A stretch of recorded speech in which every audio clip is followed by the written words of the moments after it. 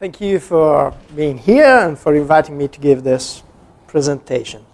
Okay, I really enjoyed the discussion we had previously with regard to the question of law and the relation with the natural world. So it has been said that the law is not to reflect the natural world, but to shape the future.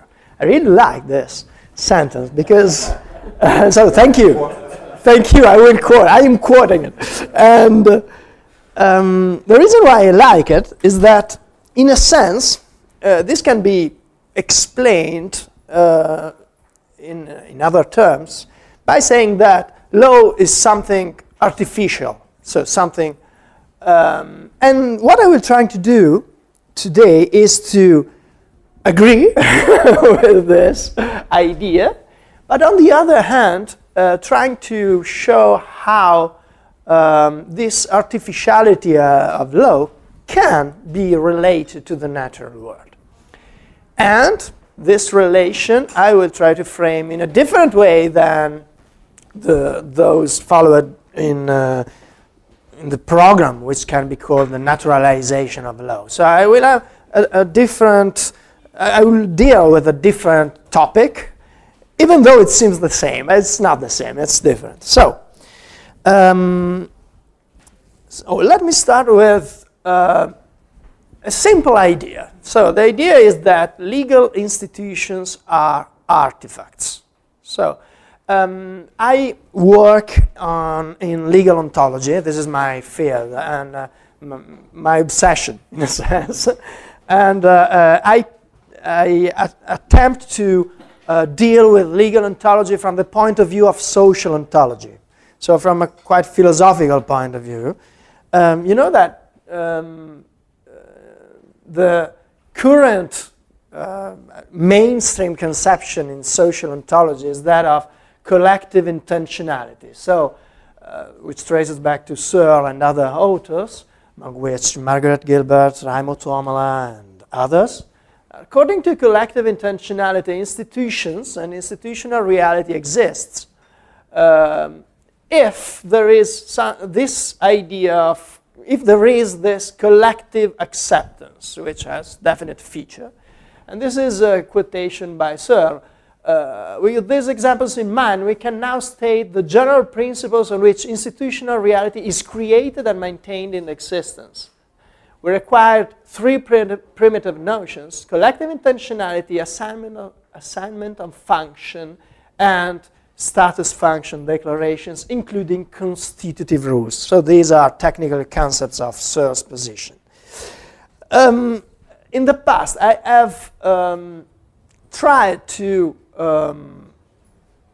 discuss this idea. Okay, sorry. And I have found that, okay, I will deal with textualism after collective acceptance theory. I have found that it has some problems. I have tried to analyze it in different versions, and I have criticized it because it seems to me that, at least in Searle's view, it has some issues regarding consistency between the idea of intentional state and the idea of constitutive rule. And then, but the two main reasons why I am not really happy with this idea of institutional reality is because it seems to me an exclusively synchronic approach. So if you want to get the idea of institutional reality, the idea is that you have to look at what now are the intentional states that back up the reality. So it's a synchronic approach. And because in my view, it seems that collective acceptance theory cannot account very well the reason why institutional discourse usually is made up of assertions and not simply expressions of beliefs.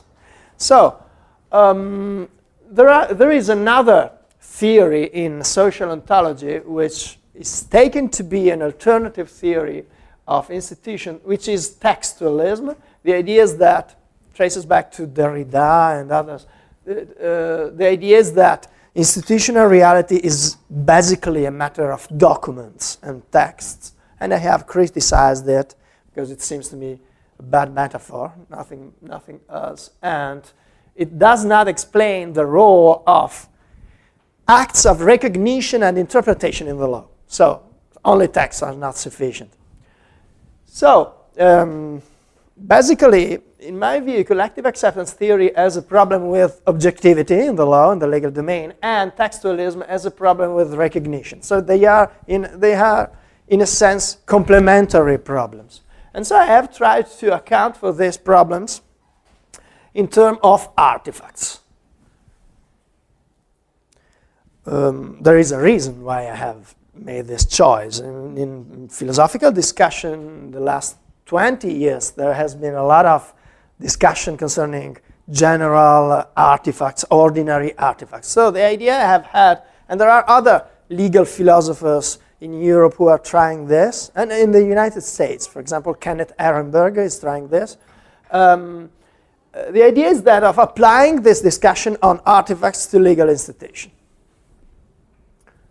The general discussion about artifacts try to conceptualize them in terms of physical features, dependence on human activity, dependence on intentions to produce something of a given kind. For example, something is a screwdriver if it depends on the intention to produce a screwdriver.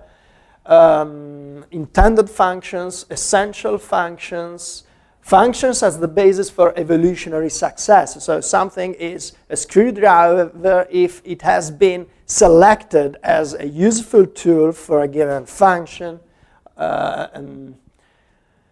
Okay, I will not deal with these problems, but I will explain you a little bit my idea. I have taken elements from all these different theories, and I think that the best idea to account for the concept of an artifact is in historical terms. So an artifact is essentially an object which traces back to an history, and this history is, it has been created. And it has been created through a process which is intention-based. So somebody, of course with many qualifications, somebody has tried to create the artifacts. The artifacts has an interaction plan, so you have to interact with it to obtain some result. And of course, the artifacts as a mechanism. So there should be an objective reason why the artifacts, in a sense, works.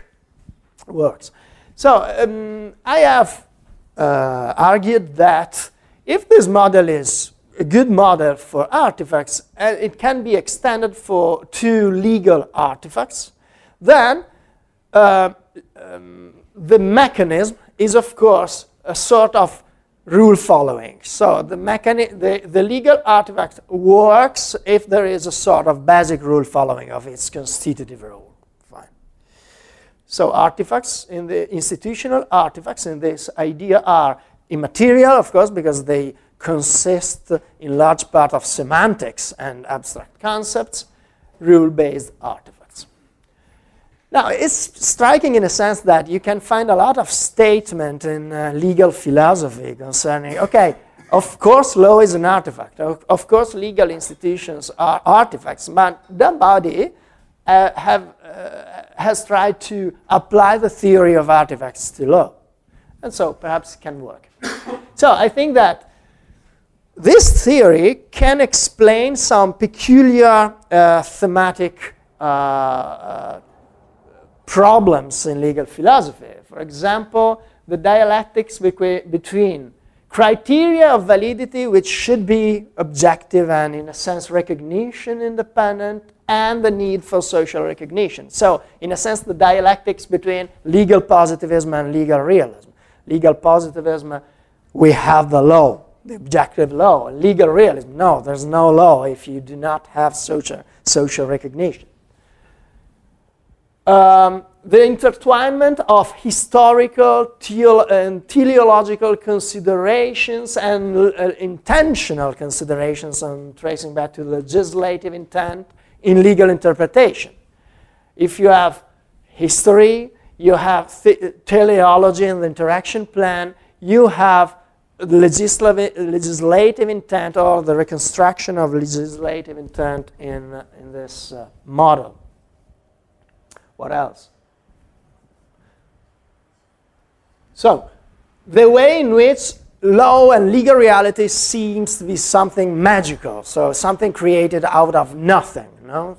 And it's not created out of nothing. We usually create something out of nothing, and these are artifacts, okay? So it's not an ontological problem, this. The relation between immaterial legal phenomena and material ones, and in the case of money. Money as a digital entity and money as a physical entity, banknote, okay? So many different ontological issues. These are other. Okay, but I will skip this one. Now,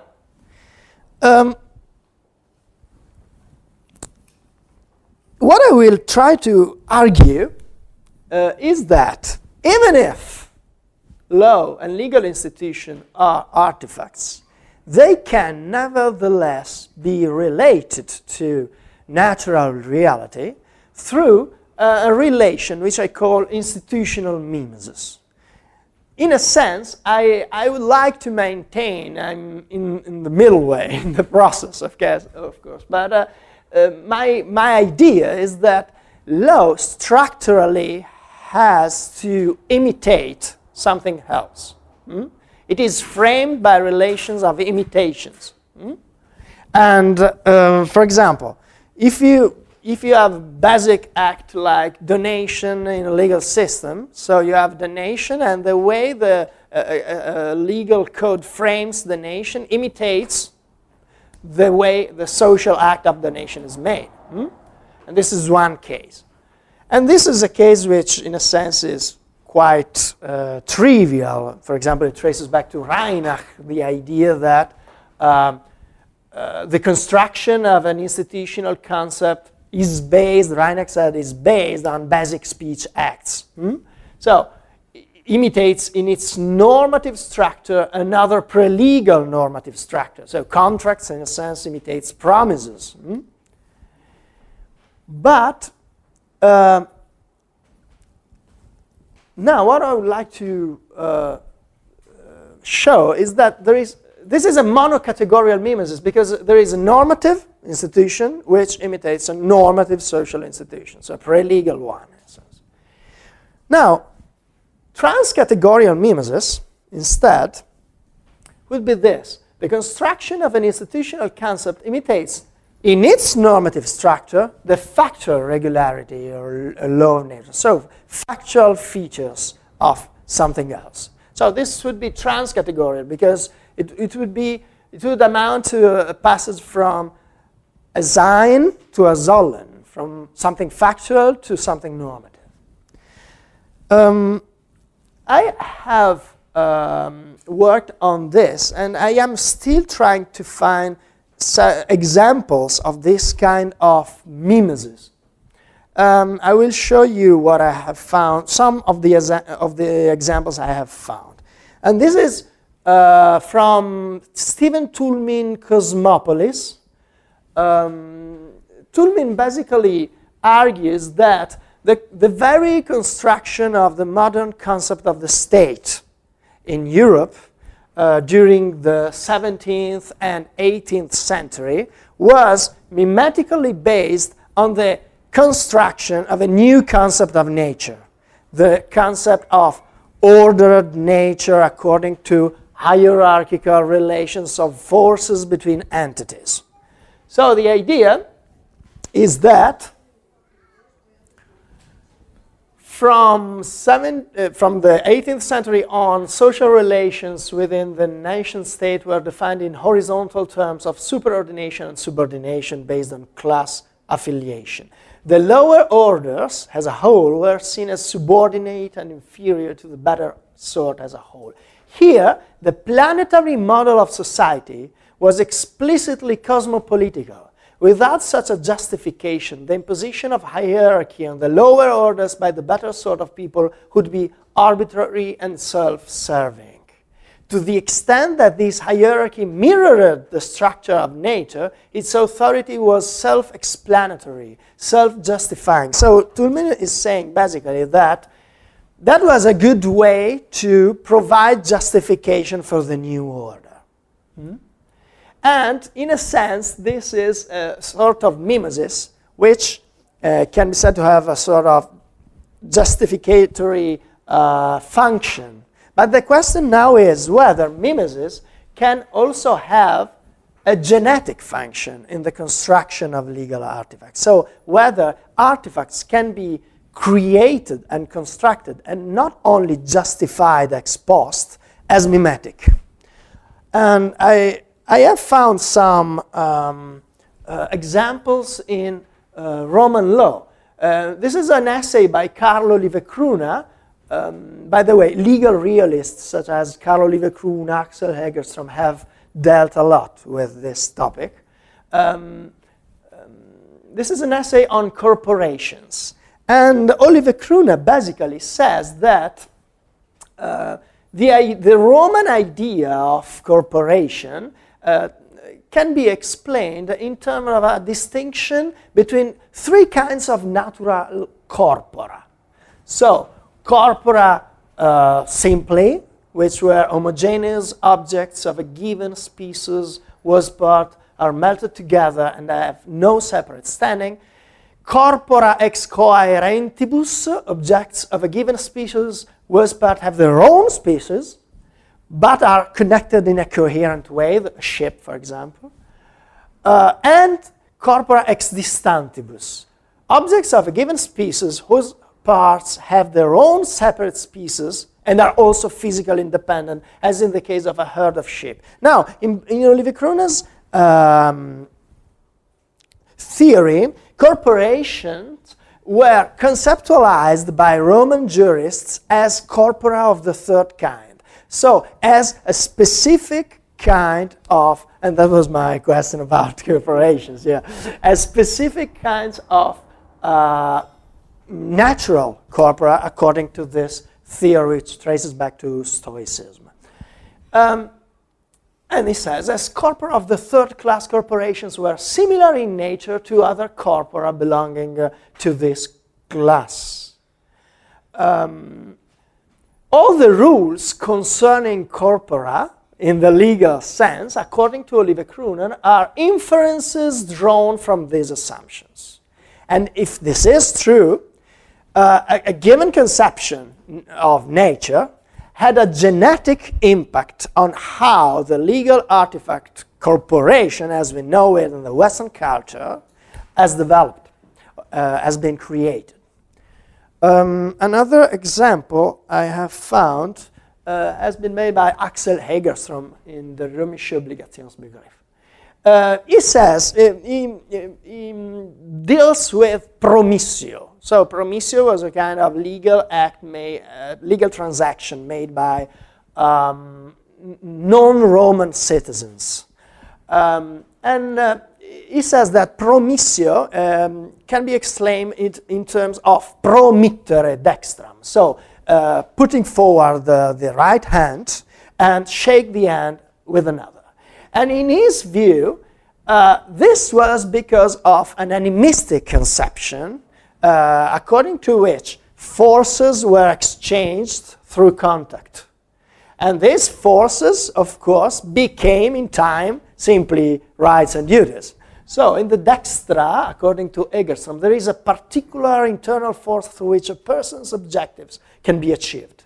By way of a dextrarum junctio, the respective forces are supernaturally merged. And in this way, a mystic community is created in what concerns the sources of those forces.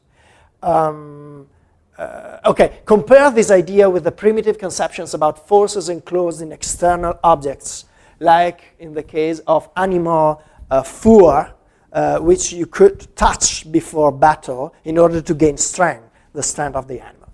Now, according to Egelstrom, this showed, of course, that law was a mystification. So something based on magical conceptions and the like.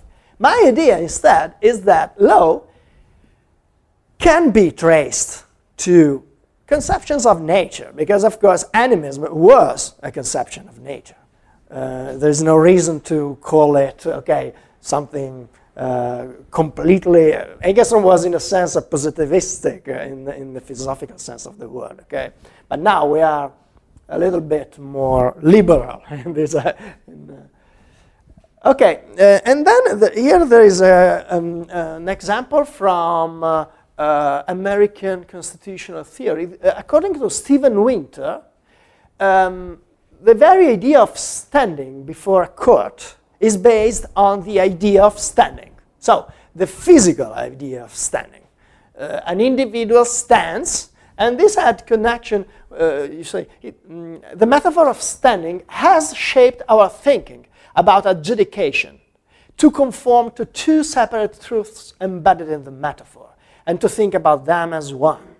And I will focus particularly on the first one. The first is the truth of individualism. One stands alone. One stands up. One stands apart. One stands out. One stands head and shoulders above the crowd. So he says that this idea of standing, in his view, had an impact on an individualistic conception of how people appeal to a court. So, and in his view, in this paper, he argues instead for a social conception, more social-oriented, more collective-oriented. So you see that if this is true, this kind of mimesis from legal institutions, legal conceptions, from natural conceptions of nature, conceptions of physical reality to institutional reality, had an impact in the genesis of, for example, Roman law and crucial concepts in Roman law, but also it still has an impact in, for example, in American constitutional theory. And I think that other examples interesting can be found in Kelsen as well. So, for example, the idea of the state as based on an organism and the way he criticized that idea. The idea of legal personality as based on a physical person and the way he criticized that idea. So there are other examples which are relevant for, I would say, modern legal theory in Kelsen. These are some other examples I have found, and if you are interested, here is the bibliography. Now, how can we account for this phenomenon? I have tried to make some work by recalling my concept of artifact. So, if a legal institution is the outcome of an artifactual process, and the artifactual process is, as I have argued, based, or I would say, as I have assumed in this presentation, is based on an intentional project, then perhaps this idea of mimesis can be explained in terms of conceptualization. There is a way in which we conceptualize that can be found consistent with this idea. And there is this idea of conceptual blending in contemporary cognitive theories. This is Fauconnier and Turner, The Way We Think, Conceptual Blending and the Mind's Hidden Complexities.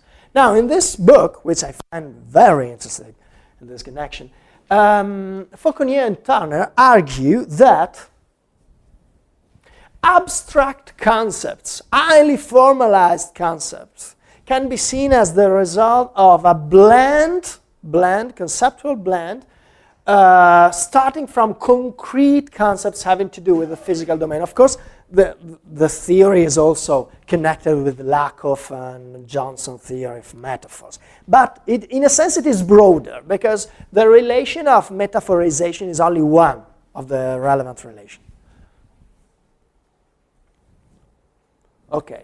I would say that metaphoric projections are particularly relevant meant here. So you metaphorically project features of the physical world to the institutional domain.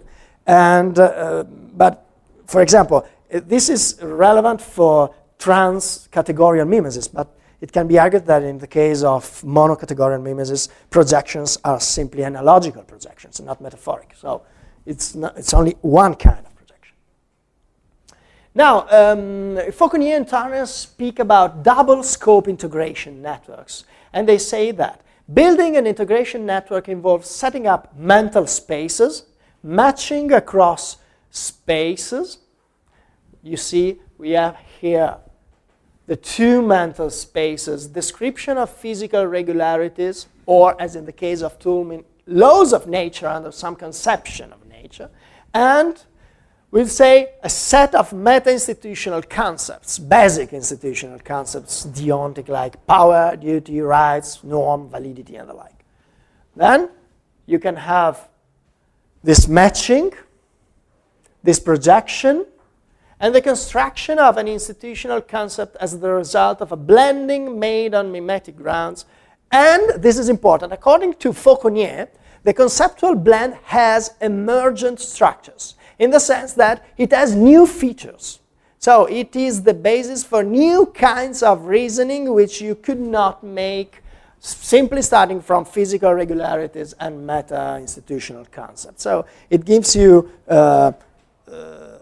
space for new kinds of reasoning, which I take to be an interesting part of legal reasoning as a whole. So, and there, exactly, this emergent structure is connected with running various operations in the blend, as in my view, legal scholars do all the time. So this kind of dialectics should explain in, the idea of these examples of institutional mimesis. Now this is how, for example, I have reconstructed the idea of the state. So there is capacity to causally influence the coming into existence and behavior of other things within a cosmic order. If you map causal influences onto legal powers and legal duties, then the result is that of an ordered and essentially unique, as in the cosmos, structure in which superordinate legal entities have power over subordinate legal entities. So you see, there is a blend here because you have the mapping, and then you have a new concept, which is the outcome of a blend, which has emergent structures. This is how I reconstruct corporations. This is how I reconstruct permissions. Fine. According to Fauconnier and Turner, this idea of double scope conceptual integration is crucial. Of course, in their view, is crucial. But they basically say that once double scope blending was achieved, culture as we know it emerged. Cultures could create specific double scope integration networks that then quickly showed up in languages, number systems, rituals, sacraments, and say the law. So in legal institution, I would add to this list. And then, of course, in their view, this phenomenon is ubiquitous. Now, my idea is that if legal institutions can be explained on ontological grounds in terms of artifacts, and so they trace back to an intentions, so an intention-rooted creative process. And if this kind of conceptual blending has a role in these intentions, then we can say that legal artifacts can have a mimetic ontology. So they can be, the very idea in which we conceive their reality is mimetic, can be seen as mimetic. And this would be an instance of historical ontology in Hacking's sense. Hacking says historical ontology is relevant because if you explain the basic ways in which we conceptualize our world in historical terms, then this can have an impact on the future, in a sense. And this was the idea of law is also built for a future. Yeah, so he says, at its boldest, historical ontology would show how to understand, act out, and resolve present problems. Even when in so doing it generated new ones. And of course, in the case of the law, this is what happens all the day. At its modest, it is conceptual analysis. Of course, this can be conceived as conceptual analysis. So, analyzing our concepts, but not in the timeless way for which I was educated as an undergraduate. I've said that I have criticized collective acceptance theory because I took it to be exclusively synchronic.